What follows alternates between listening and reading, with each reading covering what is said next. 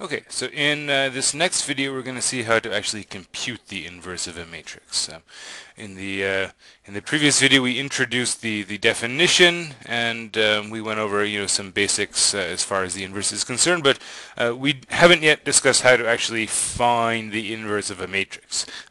Fortunately, we've already developed the techniques for computing the inverse. The techniques that we need were introduced in section 6.2. There are these methods for solving matrix equations. Okay, so somebody hands you a matrix. It's a square matrix, right? So inverses only work for square matrices, n by n matrices. So if you have a matrix where the number of rows is different from the number of columns, the inverse is simply not defined. This is something that only works in the case of a square matrix. You want to determine whether or not your matrix is invertible.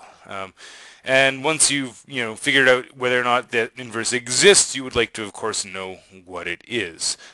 Now remember that the inverse, by definition, the inverse satisfies the definition is that the inverse, A inverse, is a matrix.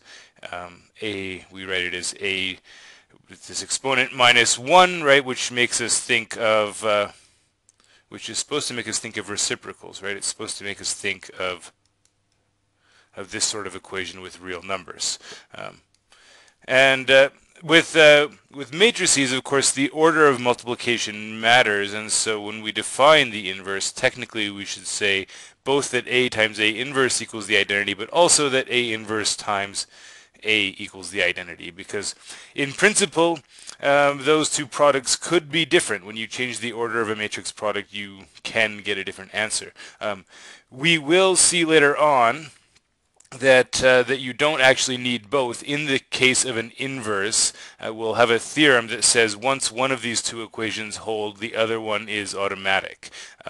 And so with that theorem in mind, if we know that it's enough to verify this equation here, right? So A will be invertible if we can find this inverse such that A times A inverse equals the identity. Well, we think of that inverse. We don't know what it is yet, so we think of it as an unknown matrix X. And on the right-hand side, our matrix B, right? When we're in this context of matrix equations, B is going to be the identity matrix, and this is how we will compute the inverse. And we know what our algorithm for this is. We have an algorithm.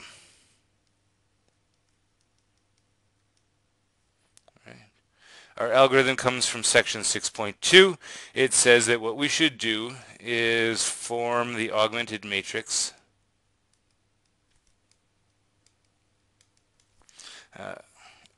A. So we put A on the left. We put the matrix B on the right. In this case, B is the identity matrix.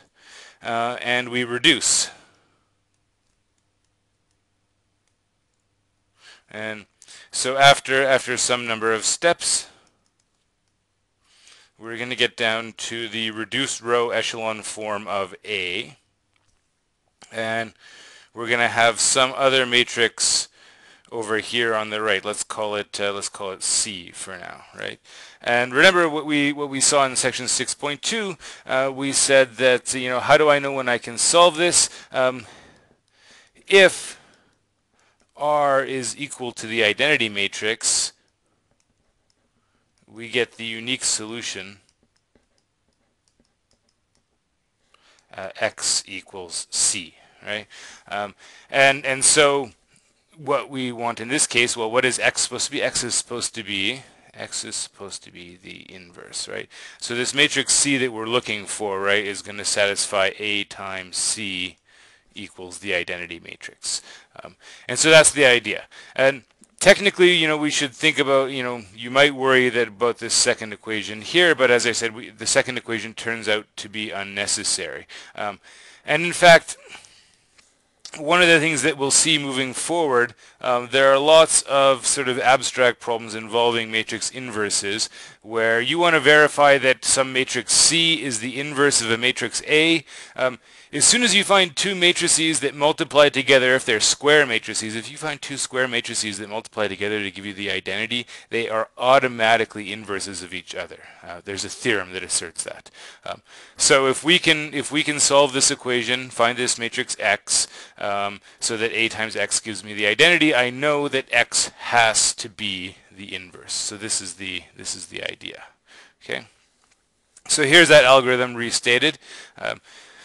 Somebody hands you an n by n matrix, a square matrix. You want to see if you can compute the inverse. So we put together this augmented matrix, A on the left, identity on the right. We use our row operations to try to get down to reduced row echelon form. Now, what happens if you don't get the identity on the right? All right, the only way you fail, because A is square, failing to get the identity on the right means that you don't have a unique solution, means that you're going to be missing a leading one in one of your columns, and the only way that that happens in this case, because A is square, is if you end up with this row of zeros. Right? So as soon as you see a row of zeros, if you're trying to compute the inverse, if you see a row of zeros, you stop whatever you're doing, because as soon as you see that row of zeros, you know that there is no way to find the inverse. You stop at that point. Okay. Otherwise, you keep going until you get the left-hand side all the way down to the identity. And if you can get the identity on the left, then on the right what you have has to be the inverse. Okay. And this does give us one consequence, right? Remember that the rank, remember what the rank of the matrix is. This is the number of leading ones in the reduced row echelon form. And if we can reduce A down to the identity matrix, right? The identity matrix has a 1 in every column, right? All the way down the diagonal you have 1s, everything else is 0. And so the rank of the identity matrix is n. And so that means that the rank of A would be n as well. And so if you get down to the identity, your matrix has rank n. Right. Otherwise, your matrix does not have an inverse. And so that means that, we mentioned this last time, that with numbers, as long as your number is non-zero, then you expect to be able to, compute its reciprocal. That gives you the inverse. With matrices, there are lots of intermediate situations, right? You have so an invertible matrix, let's say it's a 4 by 4 matrix, right? So a 4 by 4 matrix would have to have rank 4, has to have a leading 1 in every column. On the other extreme, you have the 0 matrix, rank 0, right? You can't get a leading 1 anywhere. But in between, you have matrices of rank 1, rank 2, rank 3, and none of those are invertible either. Only the rank 4, only the maximum rank matrices have inverses, right? And so there are all these intermediate situations of non-invertible matrices that can come up. And so the question of whether or not an inverse exists is a little bit more interesting for matrices than it is for real numbers.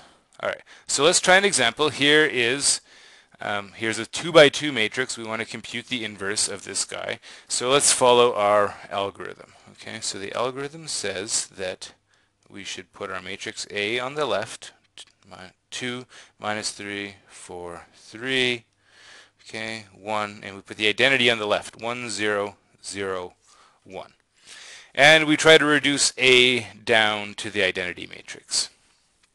Okay, so how do we proceed? Well, let's see. Normally I would find a leading one. Normally I would create a leading one in this spot here, right? And the only way to do that in this case would be to divide row 1 by 2. But because both numbers in the first column happen to be even, I can actually create my 0 before creating my leading 1. Right? Let's put off fractions one step if we can.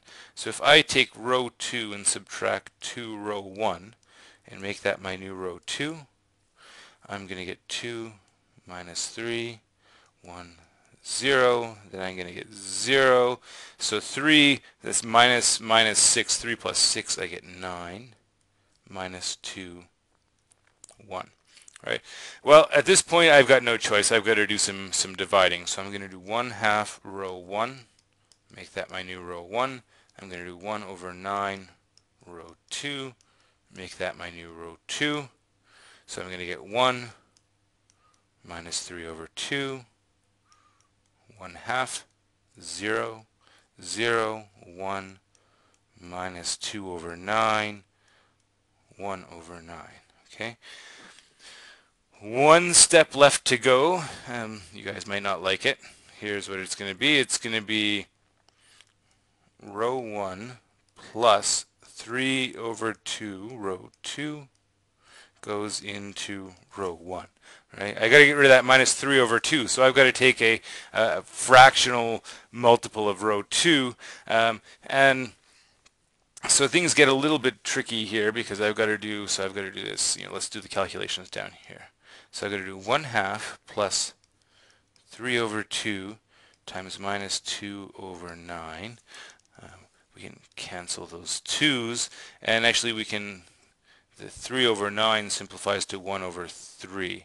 Okay, so this is 1/2 plus 1/3, which is 3 over 6 plus 2 over 6, which is 5 over 6. Okay, and the other one the other one is not so bad. I've got to do 0 plus 3 over 2 times 1 over 9. Well, that's simply going to be, so cancel that. That's simply 1 over 6. Okay, so I do this row operation and I get 1, 0, 5 over 6, 1 over 6, 0, 1, minus 2 over 9, 1 over 9, which tells me, because we see that we get the identity matrix here on the left, that tells me that as long as I haven't made a mistake, the inverse of A should be this matrix: 5 over 6, 1 over 6, minus 2 over 9, and 1 over 9. Okay, that's my inverse. If we want to actually make sure that we did this right, if we want to verify, how do we verify that this is the correct answer? Like most things in linear algebra, we can check to see if we've done it right.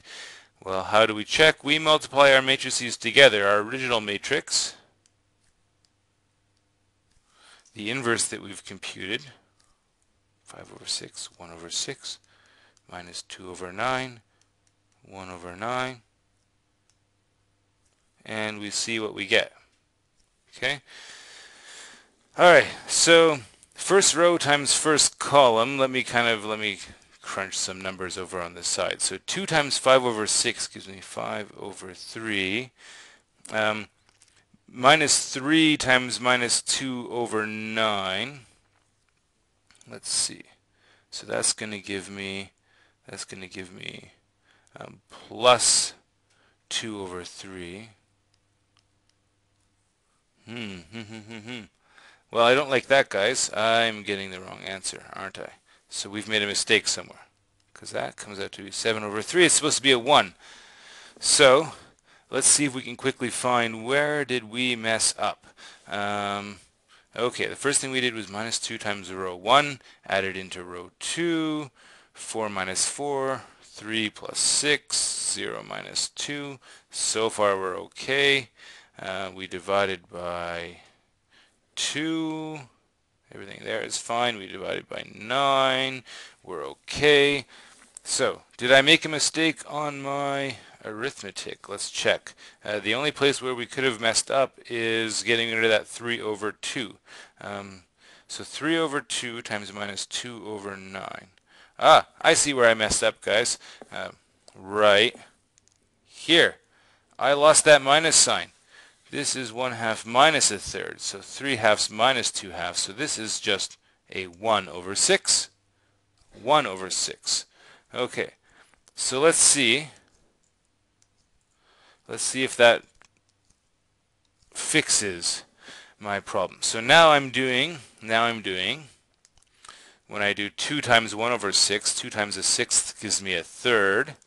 1/3 plus 2/3, that's 3/3. That's 1. Excellent, we're back on track. Okay, then we do First row times the second column, 2 times the sixth gives me a third, minus 3 times 1 over 9 is minus a third minus a third gives me 0. Okay. Second row times the first column, 4 times 1 over 6, that's 2/3. Right? 3 times minus 2 over 9, that's minus 2/3. 2/3 minus 2/3 gives me 0. Finally, 4 times 1 over 6 gives me 2/3. 3 times 1 over 9 gives me 1/3. 1/3 plus 2/3 gives me 1, and it works. All right. So I'll leave you guys wondering whether or not I made that mistake on purpose. If I did or I didn't, either way, we see that it is really useful to check your work when you're done. Make sure that you've actually computed that inverse correctly, right? The algorithm terminates, you got what you think should be the answer. You better multiply those together, right? It doesn't take that much work to multiply those matrices together. Make sure that you've done it right. Okay. One more example. Here's a larger one, 3 by 3. Okay. So, same algorithm.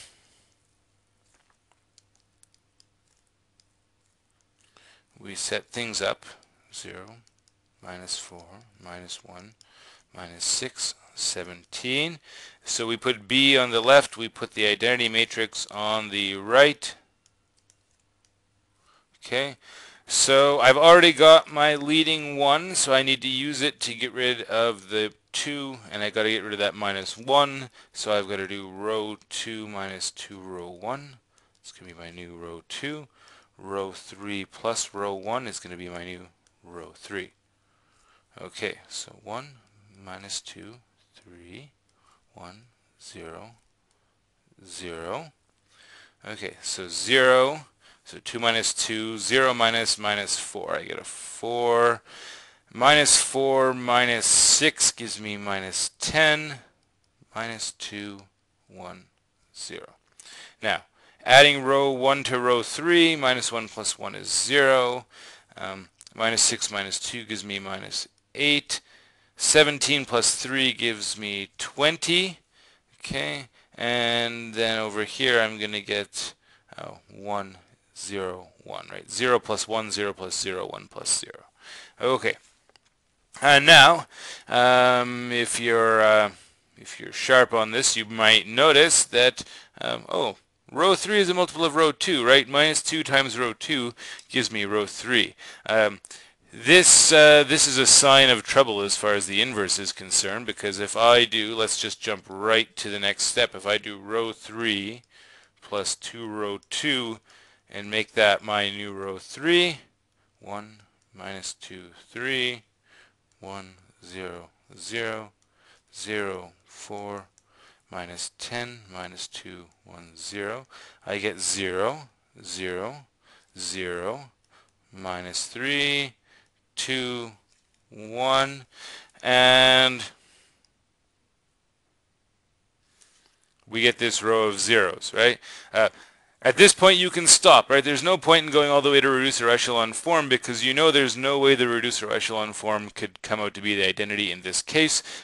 So we can simply say at this point that the rank of B is, well, we can see that it's going to be equal to 2, right? But the main thing is it can't be 3. That row of 0 says there's no way to get a leading 1 in the third column, right? The rank is less than the maximum, and that means that B is not invertible.